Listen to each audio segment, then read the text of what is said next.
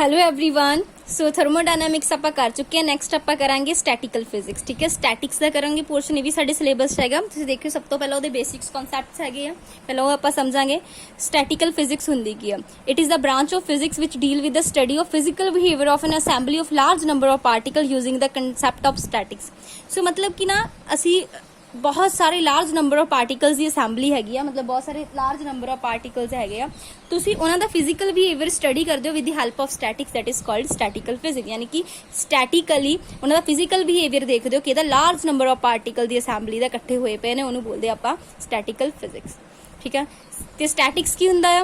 एक साइंस होंगी जिहदे विच कलैक्शन, अंकड़ा विज्ञान सुनिया होना तुसीं ना, कलैक्शन क्लासीफिकेशन आपां 10th च सम करदे आ ना, अलग अलग प्रेजेंट करदे डाटा नूं, एनालिसिस करदे आ, इंटरप्रिटेशन करते हैं। ठीक है, जो सारे सर्वे वगैरह होंगे उन्हां विच। ठीक है, सो न्यूमेरिकल डाटा ये सारा होंगे स्टैटिक्स। सो स्टैटिक्स की हैल्प दे नाल असी लार्ज असैंबली जिहड़ी नंबर ऑफ पार्टिकल्स हैगे ने उन्हां दा फिजिकल बिहेवियर नूं स्टडी करते हैं, डील करते हैं। That science is called statical physics. So clear.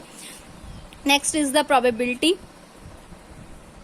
Probability की होंदी है तुहानूं सारिआं नूं पता, संभावना कि it may be rain today, अज रेन हो भी सकती है, नहीं भी हो सकती है।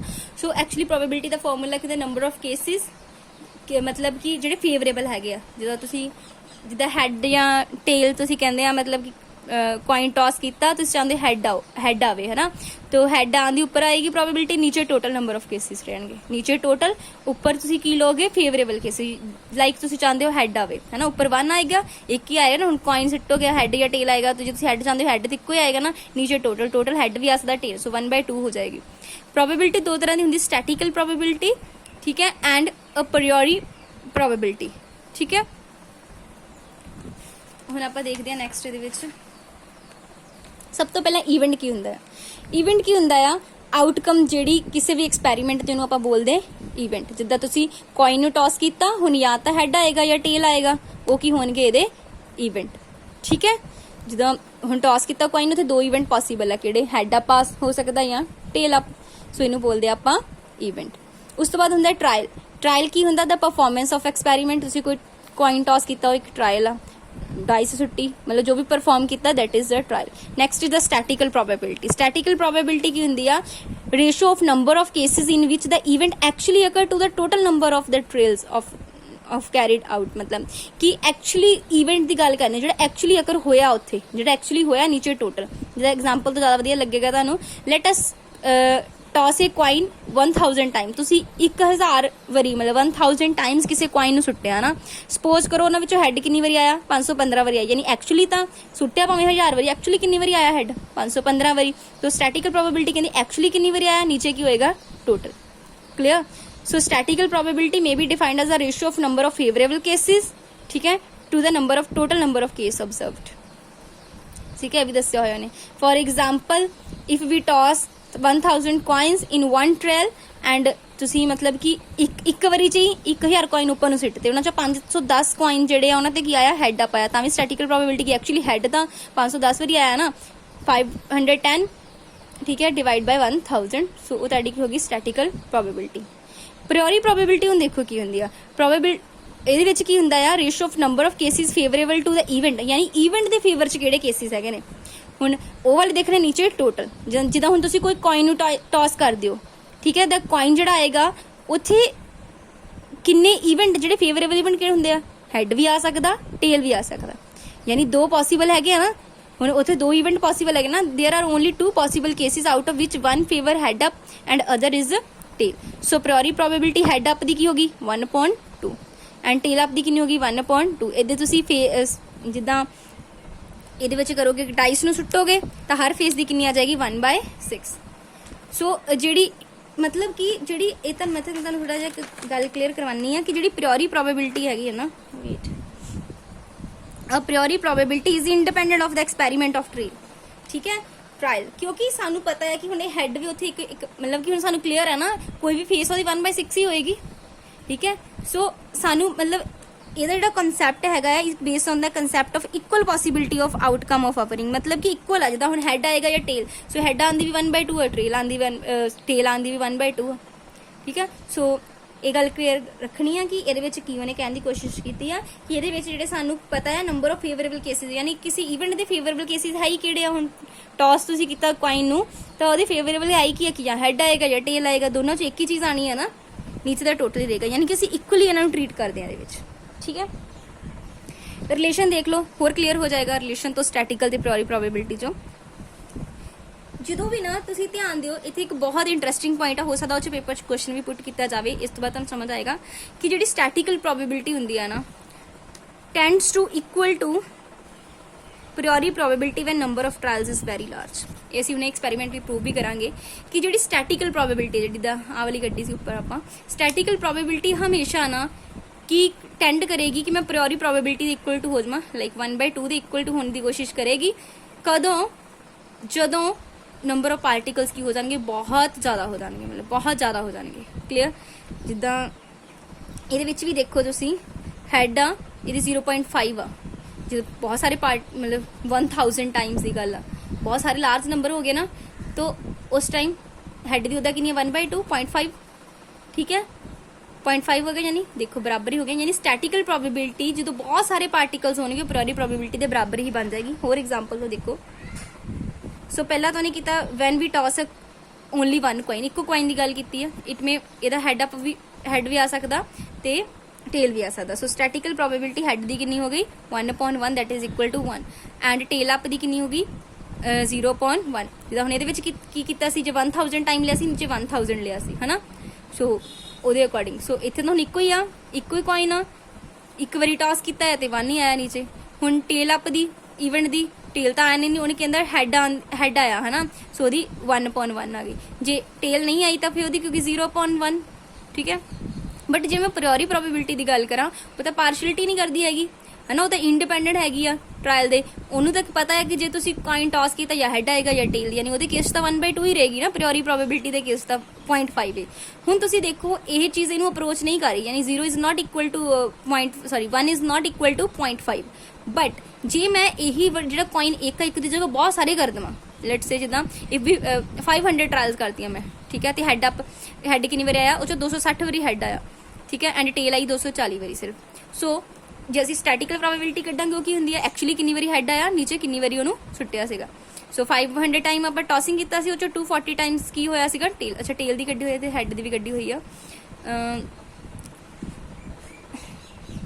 ਇਹਦੇ ਵਿੱਚ ਦੇਖੋ 240 ਟਾਈਮ ਆ, ਸੋ ਸਟੈਟਿਕਲ ਪ੍ਰੋਬੇਬਿਲਿਟੀ ਪਹਿਲਾਂ ਇਹਦੀ ਕੱਢੀ ਹੋਈ ਹੈ 260 ਡਿਵਾਈਡ ਬਾਈ 500, ਯਾਨੀ ਹੈਡ ਦੀ ਪਹਿਲਾਂ ਦੇਖ ਲਈ 0.5। ਦੇਖੋ ਹੁਣ ਧਿਆਨ ਨਾਲ ਦੇਖੋ, ਜਦੋਂ ਇਹ ਰਾਜ ਨੰਬਰ ਆਫ ਟ੍ਰਾਇਲਸ ਕਰਤੇ ਤੁਸੀਂ 500 ਵਾਰੀ, ਮਤਲਬ 500 ਵਾਰੀ ਦੀ ਗੱਲ ਕਰ ਰਹੇ ਹਾਂ 500 ਟਾਈਮਸ, ਤੇ ਦੇਖੋ ਇਹੀ ਜਿਹੜੀ ਸਾਡੇ ਕੋਲ ਆਨਸਰ ਆਇਆ, ਇਹ ਵਾਲਾ ਕਿੰਨਾ ਆਇਆ ਸਟੈਟਿਕਲ ਪ੍ਰੋਬੇਬਿਲਿਟੀ ਦਾ 0.5 ਵਿਚ ਇਜ਼ ਇਕੁਅਲ ਟੂ ਕਿਹਦੇ ਇਕੁਅਲ ਟੂ ਹੋ ਗਿਆ ਇਹ ਪ੍ਰਾਇੋਰੀ ਪ੍ਰੋਬੇਬਿਲਿਟੀ ਦੇ। ਇਹੀ ਗੱਲ ਕਹਿਣਾ ਚਾਹੁੰਦਾ ਹਾਂ ਕਿ statical probability tends to equal to priori probability when the number of trials is very large. ਇਹ ਪੁੱਛਿਆ ਜਾ ਸਕਦਾ, ਤੁਸੀਂ ਇਹ ਵਾਲੀ ਐਗਜ਼ਾਮਪਲ ਲੱਗੇ ਹੋਈ ਦਿੱਤੀ ਹੈ, ਤੁਸੀਂ ਇਹਨੂੰ ਵੀ ਕਰਕੇ ਦੇਖ ਸਕਦੇ, ਦੇ ਲਓ 0.5 ਆਏਗਾ। ਠੀਕ ਆ, ਸੋ ਆਪਣੇ ਆਪ ਉਹਦੇ ਇਕੁਅਲ ਹੋ ਰਿਹਾ। ਠੀਕ ਹੈ, ਸੇਮ ਪੁਆਇੰਟ ਨੂੰ ਤੁਸੀਂ ਯਾਦ ਰੱਖਣਾ ਹੈ। ਇਹ ਦੇਖੋ ਕਿੰਨਾ ਸੌਖਾ ਹੈ, calculate the priori probability of drawing a king out of well shuffled pack of the card. ਹੁਣ ਤੁਹਾਨੂੰ ਪਤਾ ਹੈ 52 ਟੋਟਲ ਕਾਰਡ ਹੁੰਦੇ ਨੇ, ਕੁਈਨ ਕਿੰਨੀ ਹੈ ਐਕਚੁਅਲੀ 4 ਹੀ ਹੁੰਦੀਆਂ ਨਾ। ਸੋ 4/52 ਦੈਟ ਇਜ਼ 1/30। ਠੀਕ ਹੈ, ਸੋ ਇਹ ਇਕੁਅਲੀ ਲਾਈਕਲੀ ਟ੍ਰੀਟ ਹੋਣਾ, ਕੋਈ ਚੱਕਰ ਨਹੀਂ ਹੈਗਾ। ਨੈਕਸਟ ਹੈਗਾ principle of equal priori probability. ਹੁਣ ਦੇਖੋ ਇਕੁਅਲ ਪ੍ਰੋਬੇਬਿਲਿਟੀ ਦੇ ਵਿੱਚ ਕੀ ਕਹਿੰਦਾ, the assumption of equal probability for the event that is equally likely to occur. ਮਤਲਬ ਜਿਹੜੇ ਇਕੁਅਲੀ ਲਾਈਕਲੀ ਹੋ ਸਕਦੇ, ਦਾ ਹੈਡ ਵੀ ਆ ਸਕਦਾ, ਟੇਲ ਵੀ ਆ ਸਕਦਾ ਨਾ, ਦੋਨਾਂ ਨੂੰ ਇਕੁਅਲ ਅਸੀਂ ਕਹਿੰਦੇ ਆ, ਤਾਂ ਫਿਰ ਕਹਿੰਦੇ ਆਪਾਂ ਇਕੁਅਲ ਪ੍ਰਾਇੋਰੀ ਪ੍ਰੋਬੇਬਿਲਿਟੀ। ਇਹਦੇ ਵਿੱਚ ਅਸੀਂ ਨੋ ਬਾਇਸ toward the either one of ਔਰ 2 ਔਰ ਮੋਰ ਆਊਟਕਮ ਆਫ ਦਾ ਐਕਸਪੈਰੀਮੈਂਟ। ਅਸੀਂ ਬਿਲਕੁਲ ਵੀ, ਤੁਸੀਂ ਦੇਖਿਆ ਨਾ, ਇਹਦਾ ਪ੍ਰਿੰਸੀਪਲ ਹੀ ਆ ਇਕੁਅਲ ਪ੍ਰਾਇੋਰੀ ਪ੍ਰੋਬੇਬਿਲਿਟੀ, ਮਤਲਬ ਕਿ ਉਹਨੇ ਇਕੁਅਲੀ ਟ੍ਰੀਟ ਕਰਨਾ ਆ, ਉਹਨੇ ਕੋਈ ਬਾਇਸਨੈਸ ਨਹੀਂ ਕਰਨੀ।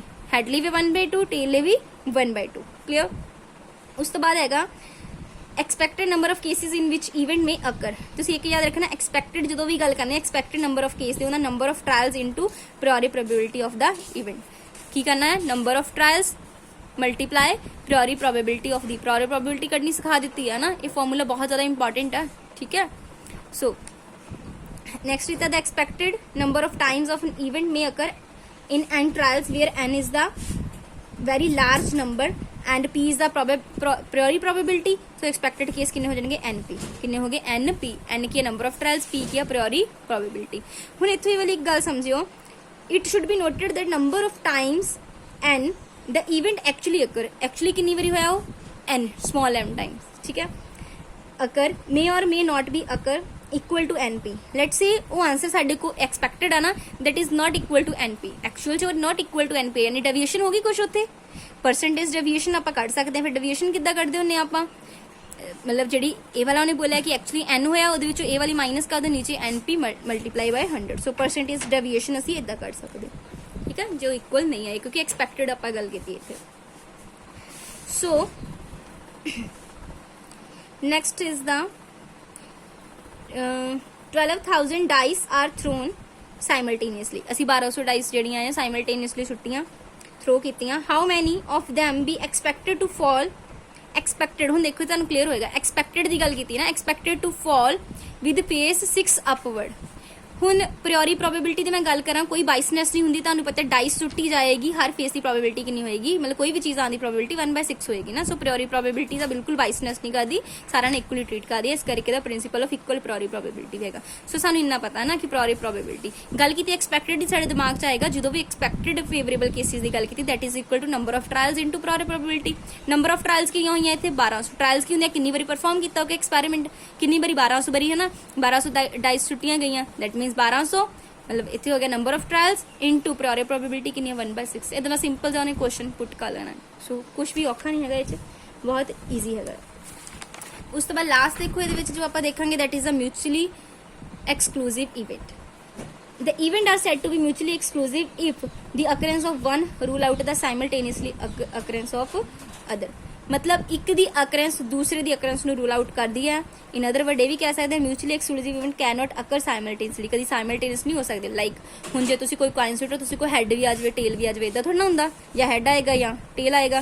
सो द सही पे टॉस करोगे coin, the event of showing head and the event showing the tail are mutually exclusive. Mutually exclusive मतलब साइमल्टेनियसली नहीं हो सकते कि हैड भी आ जाए टेल भी आ जाए, ठीक है, एक दी अकरेंस रूल आउट कर दिया, मतलब कि दूसरे दिन, ठीक है। सो इंडिपेंडेंट अगे इवेंट, सो म्यूचुअली एक्सक्लूसिव पता चल गया तुहानूं। अगे है independent event, event A is said to be independent of B when the actually happening of B does not influence the, मतलब कि इंडिपेंडेंट आ, यानी एक दे होने की प्रोबेबिलिटी नूं दूसरे नाल कोई फर्क नहीं पैंदा, समझ गए, मतलब कि एक दी प्रोबेबिलिटी दूसरे ते डिपेंड बिल्कुल भी नहीं करती। तुहानूं ना एक एग्जाम्पल तो भी क्लीयर हो जाएगा, एक एग्जाम्पल मैंने पहले हाईलाइट कर देनी है सारे नूं।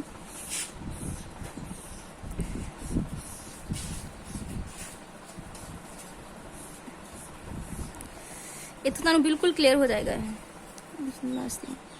एग्जाम्पल है the probability of drawing S from the pack of 52 card is 4/52। सानूं पता एस दी हैगी 4/52 1/13। हुण जे तां असीं ए वाला जिहड़ा कार्ड कड्ढिया, एक एस कड्ढी आ, इनू बैक इहदी वापस विच रख दिता, ठीक है, सैकेंड टाइम फिर आपां उहदे विचों कड्ढिया सेम ही होएगा, क्योंकि हुण फिर देखो एक एस कड्ढी, मतलब एस दा पत्ता कड्ढिया उहदे विचों ते वापस फिर बिच रख दिता। हुण दोबारा तो जो पत्ता कड्डांगे फिर 52 कार्ड्स चो निकलेगा ना, यानी कि सेम रहेगा 4/52। बट जे मैं वो जड़ा, तो in this case two events are किया इंडिपेंडेंट, कोई मतलब किसी डिपेंड थोड़ी ना है। देखो जे मैं वो वापस ना रखदी पत्ता विच, मतलब कि वो जड़ा एक कार्ड कड्डिया सीगा उहनूं वापस नहीं विच रखिया, ते फिर मैं एक कार्ड कड्ढदी हां। हुण जड़ा कार्ड निकलेगा वो किन्ने चो निकलेगा, 51 चो निकलेगा ना, एक केस बाहर निकल गई। ये डिपेंड कर गया ना कि हुण एक डिपेंडेंस आ गई है कि हुण वो डिपेंड कर गया, क्यों, क्योंकि एक पत्ता बाहर निकल चुकिया। हुण जिहड़ी एस निकलेगी वो तिन्नां चों निकलेगी, ते नीचे भी किन्ने कार्ड रह जाणगे, टोटल भी 51 कार्ड रह जाणगे। सो जदों आपां पत्ता वापस रखता सी वो इंडिपेंडेंट सी, बट हुण जदों वापस वो कार्ड जिहड़ा आ नहीं रखिया, आपां वापस नहीं पुट कीता ਉਹਦੇ ਵਿੱਚ, तो ये की हो गया डिपेंड कर गया ऑन द फर्स्ट, यानी फर्स्ट वाली ते की हो गया डिपेंडेंट। सो ये डिपेंडेंट हो गया, इंडिपेंडेंट जदों डिपेंड नहीं करते, डिपेंडेंट जदों डिपेंड कर जाते हैं। आई होप तुहानूं ये सारा क्लीयर हो गया होवे, क्योंकि पहला कुछ बेसिक्स कॉन्सैप्ट हैगे ने इहदे, दैन असीं जिहड़ा अगे मूव करना हैगा, ठीक है। सो फिलहाल इस वीडियो च इन्ना ही, नैक्सट वीडियो च असीं होर कॉन्सैप्ट करांगे। Thanks for watching the video.